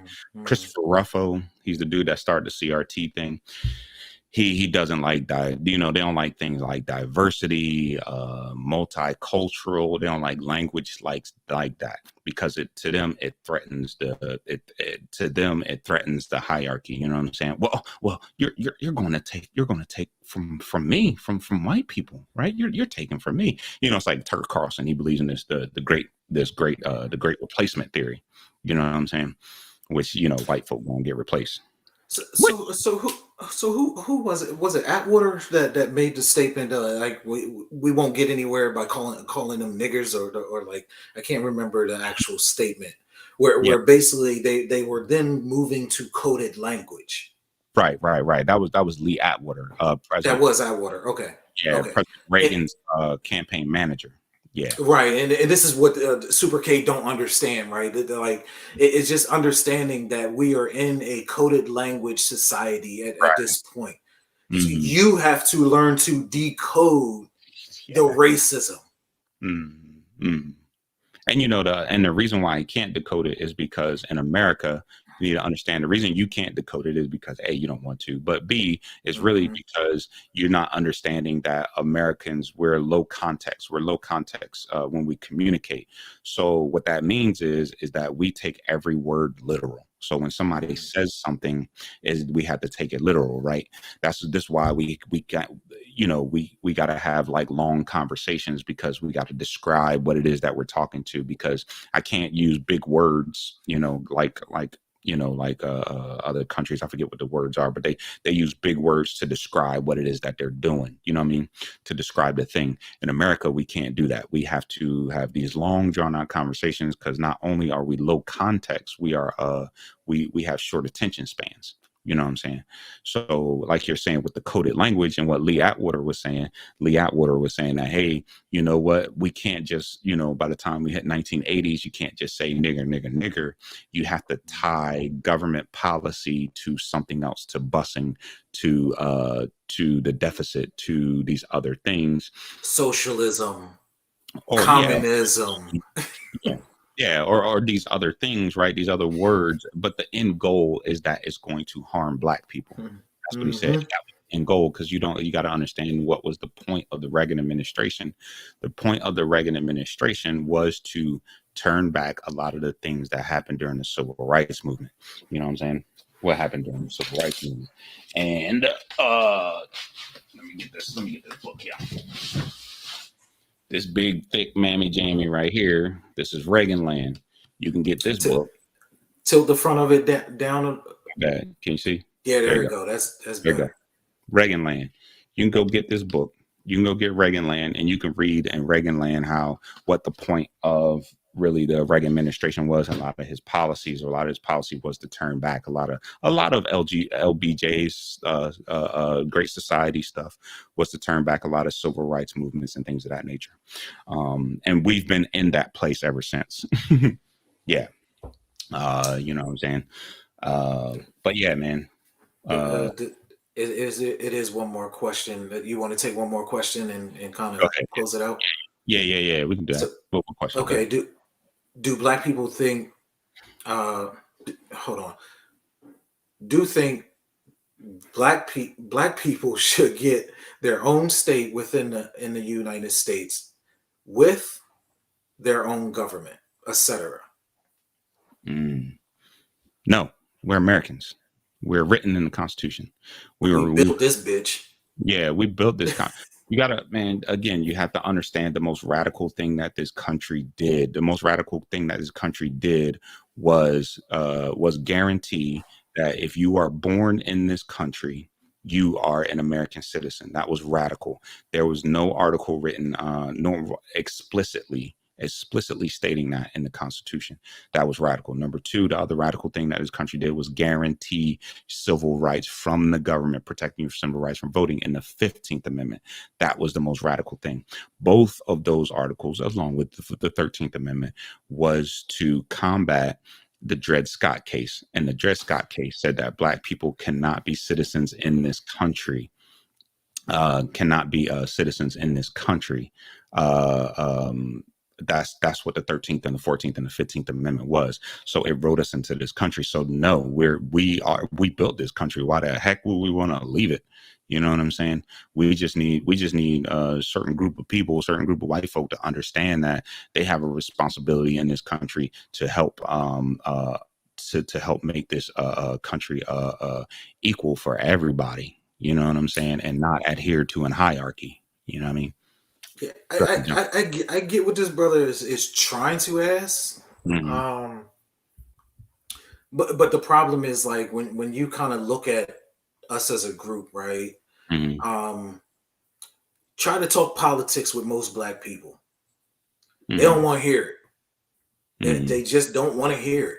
You know what I'm saying? And that's just being honest. Um, you talk about religion with us, that they'll take some time out to listen. But you talking about politics of starting their own state to move, like the first thing they're going to think about, oh, I'm not moving away from America. Mm-hmm. Because what has been indoctrinated in us, even if you tell them no, we're not moving away from America, we should just buy our own state, or we Mm-hmm. should buy our own land in a state and create our own city, or borderlines, or whatever that means. Most black people are not going to go for it, man. It was a couple that literally they bought 90 acres in Georgia, Mm-hmm. right? They got together 12 friends. It was like 12 or 15. 12 or 15 friends. That's all they were able to muster. Mm-hmm. They tried to talk to everyone about, how this would benefit. It just what's indoctrinated into black people that we're not mentally there yet, Mm-hmm. because we do want to be a part. And when I say we, I'm just speaking as a collective group. We want to be a part of this country. That's just the honest truth. Yeah, because and we should, because we built this country, and the one thing that the country failed to do when this country failed to do two things when this country was expanding west and kicking indigenous peoples out of the lands that they lived in and stuff like that. They created treaties, right? They created these Mhm. treaties, for the indigenous peoples. Well, a lot of times they didn't uphold those treaties, right? And one of those treaties that they didn't uphold led to the Trail of Tears, right? Where the indigenous peoples tried to I'm trying to look for the book where I got this information, and I don't have the book right now. But the indigenous peoples tried to the indigenous people. Oh, no, it's this one. It's in the 1619 project. Sorry, it's in the 1619 project, and it's in the Don't chapter. let the 1619 title trigger you to find out new information. No. It's a lot of good information in here. No, no. It's, What I'm saying is because that 1619 project has been triggering for conservative people, oh that yeah, yeah. like, don't let that trigger you from finding out new information. Oh, I got you. Yeah. But I just read the chapter. I don't know if my thing is still on here.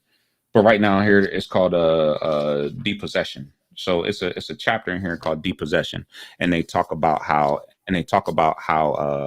America really didn't uphold its treaties with the indigenous peoples, and a lot of in the indigenous peoples ranks, um, and the indigenous peoples ranks were Africans, right? Mhm. So when you ask if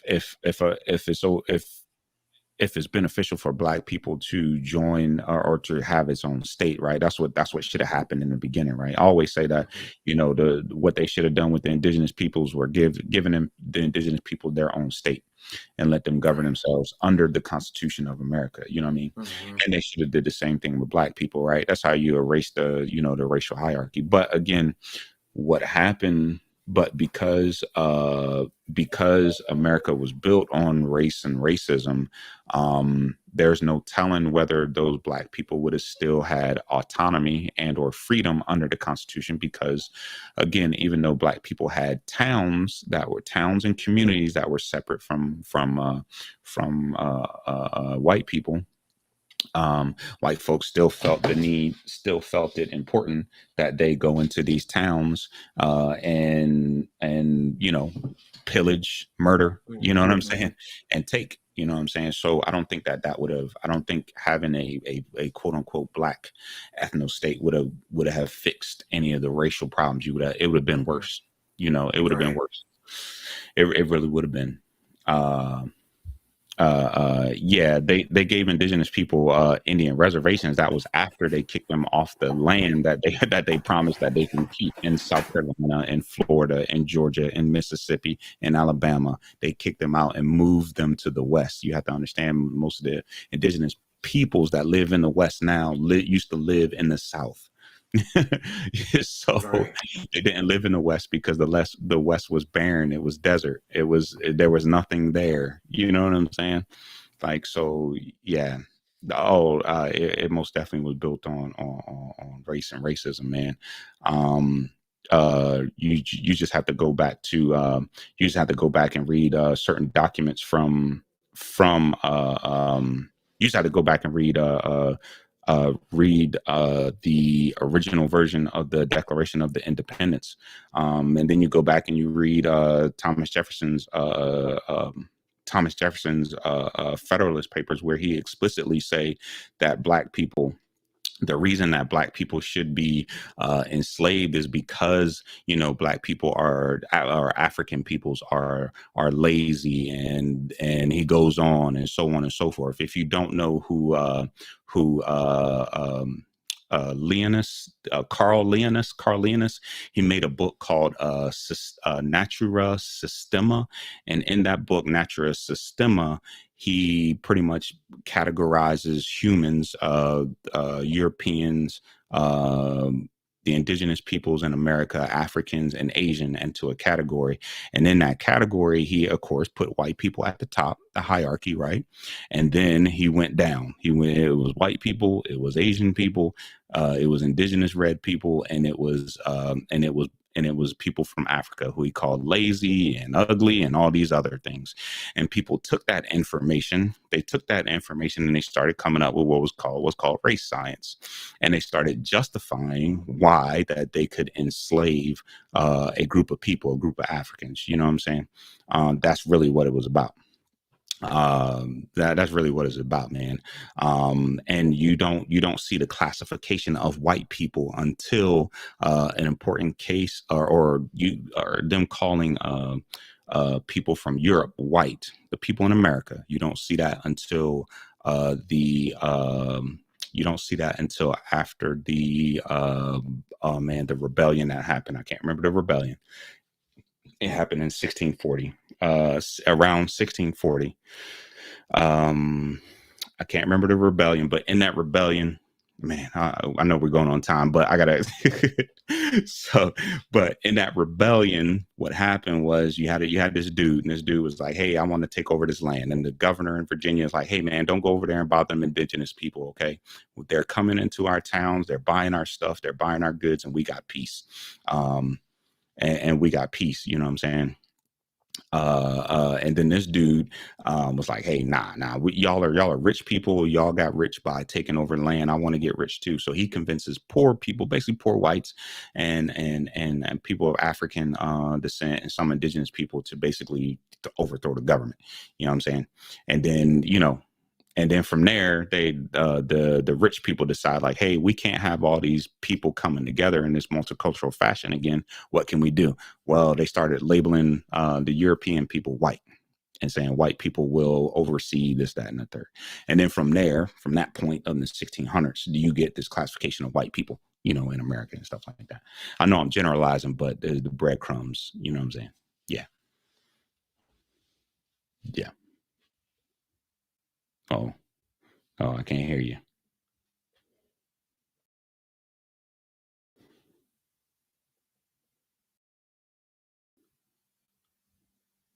I can't.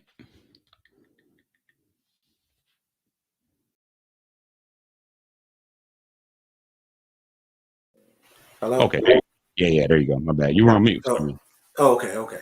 Yeah, Yeah. yeah. Yeah. No, I wanted to thank Super K Pill, man.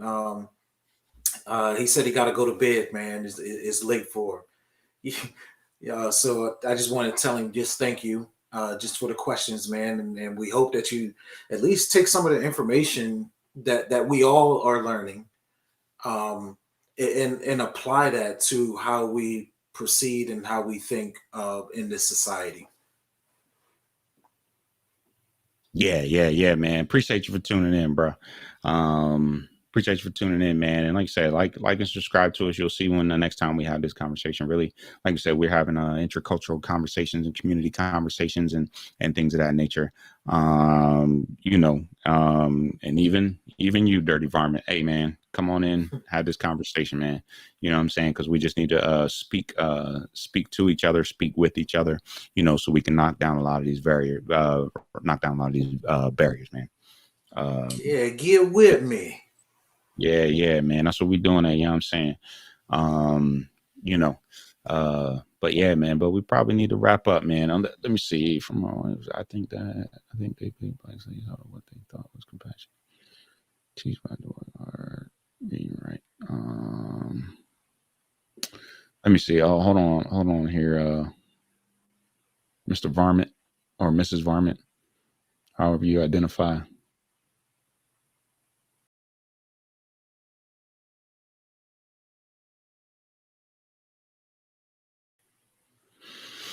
I mean, you know, yeah, they did bring, they brought Africans here, to this country because of capitalism, man.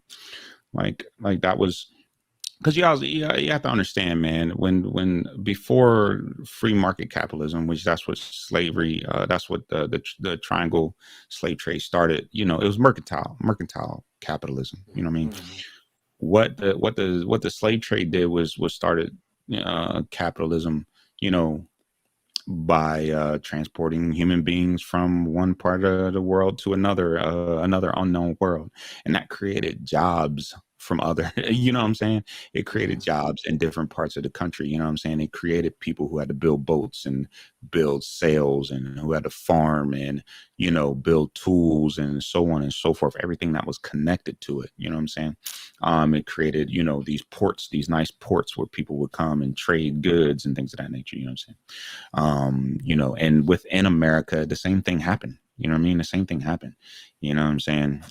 This is where you get the phrase, selling, like you're gonna sell somebody down the river. Well, you talking about sending a slave down the river. You know what I mean? We get a lot of phrases from slavery, but you know what I'm saying? But in the beginning, it was not a hate on these African peoples because of their ethnicity. But as time went on, it became, in order to enforce the system of capitalism in America, it become you had to dehumanize, these Africans. And one of the ways that they dehumanized these African peoples was by taking away their basically their humanity.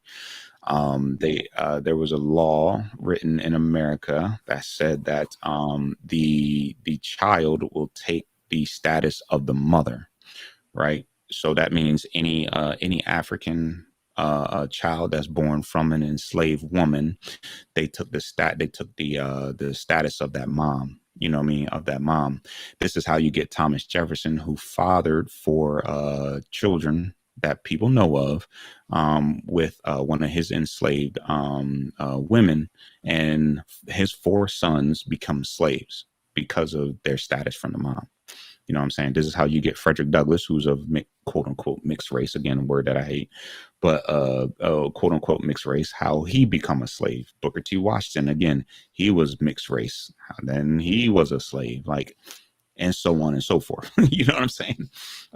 In Frederick Douglass' book, he talk about how there's the biggest population of people that was the biggest population of people that was coming up in slavery were mixed raced individuals. And he was like, yeah, that's a big population of these people because they were breeding, you know, slaves, and white slave owners, both men and women, would rape would conceive children by way of rape in a lot of cases. Um, uh, uh, Black children, just a little history that people can probably go little breadcrumbs, go find that. Hmm.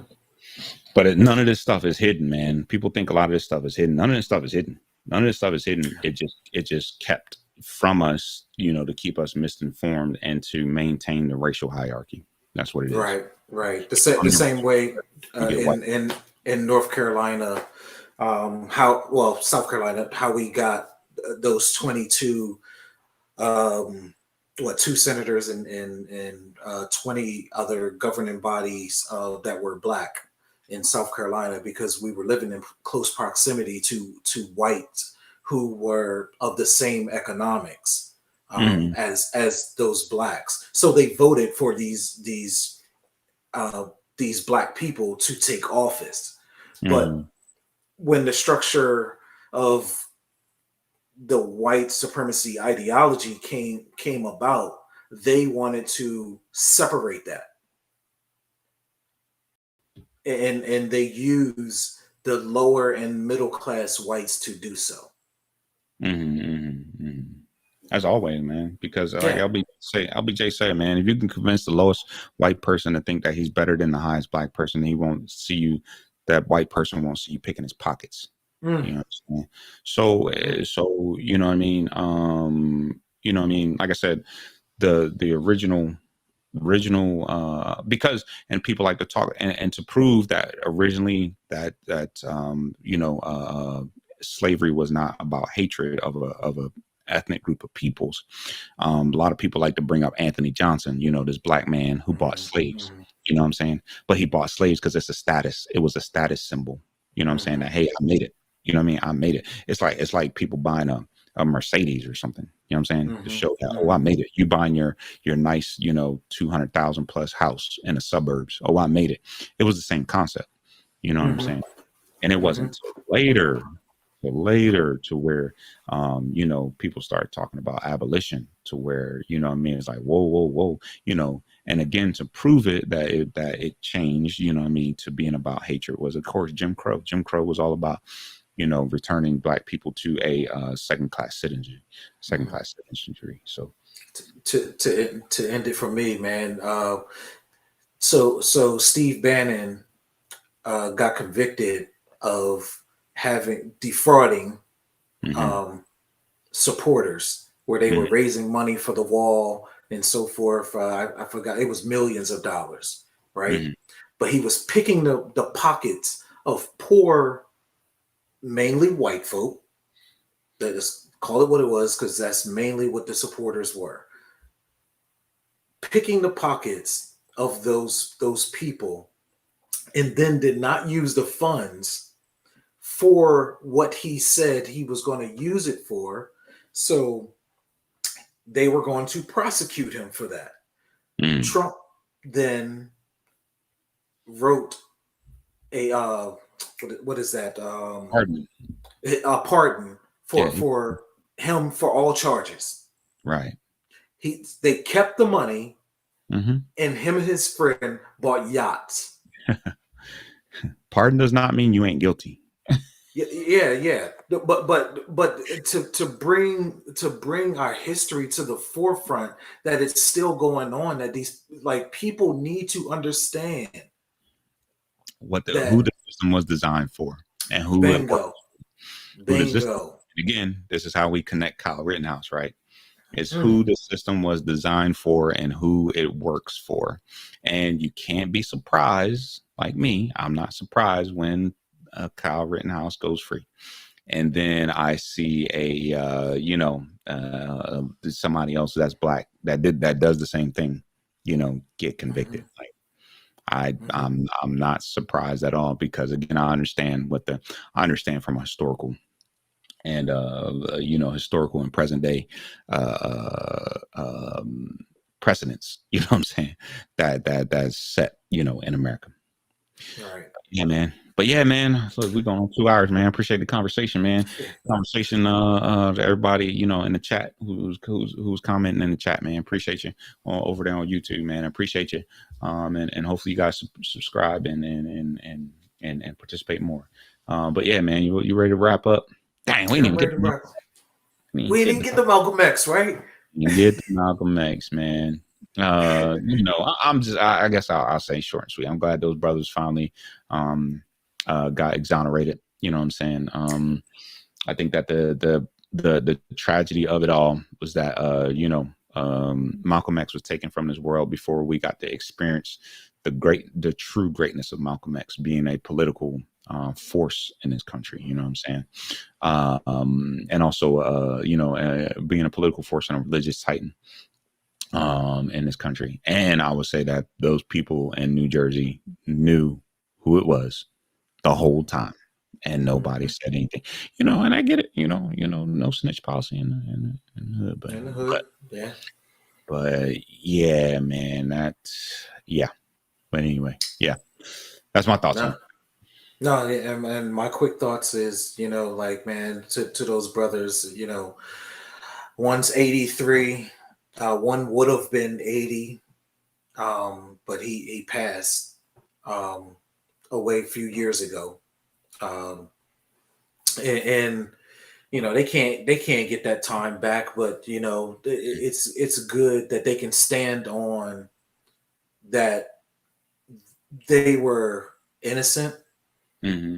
They knew they were innocent. I'm hoping that they can have something to now pass to, if they had children or family or whatever, because of the wrongdoing, that the police department knew Mm-hmm. what they were covering up.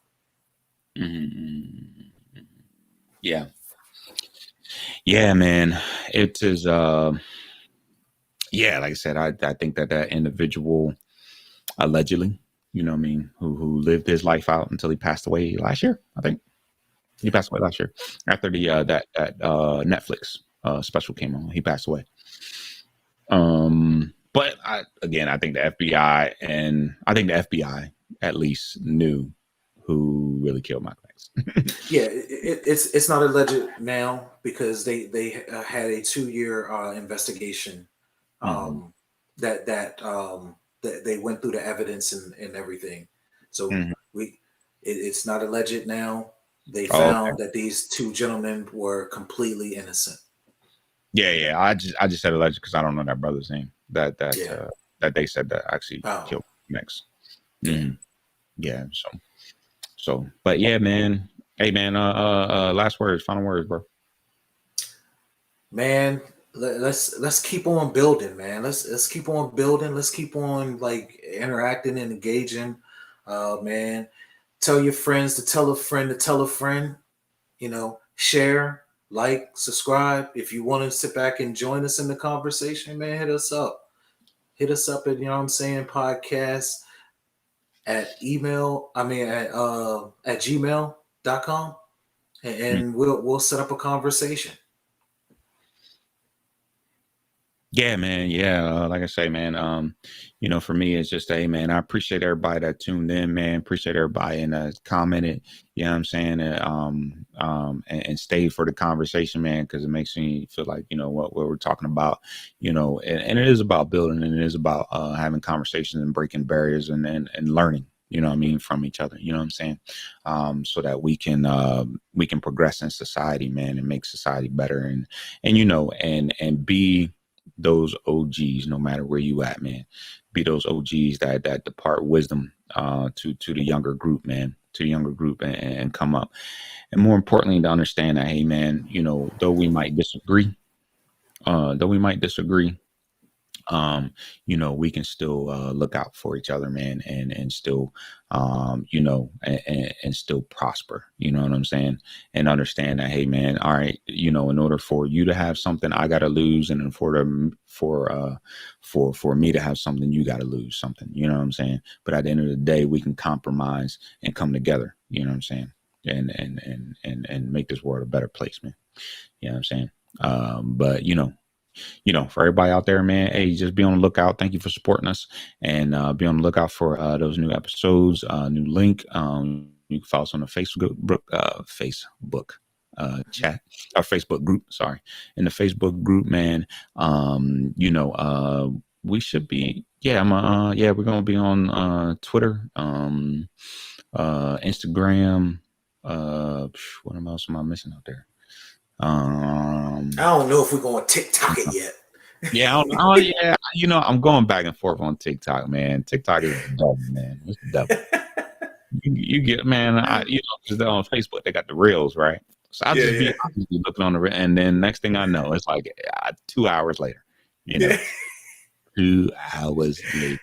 Yeah. Like, oh man, gosh, man, I don't waste the time. Man, that's how TikTok will have you, though. Yeah, man. But my final word out there, man. Thank you guys. Appreciate you, man. Like, share, subscribe, tell a friend to tell a friend to tell a friend. You know what I'm saying? Come check us out over here at Yah'm saying, and join the conversation, be a part of the conversation, and check us out, man. Until next time, man. We out of here, man. Oh, my bad, John. You have anything left? No, I'm good, man. Good, Be good. All good, right. man. Thank you, guys. We out of here.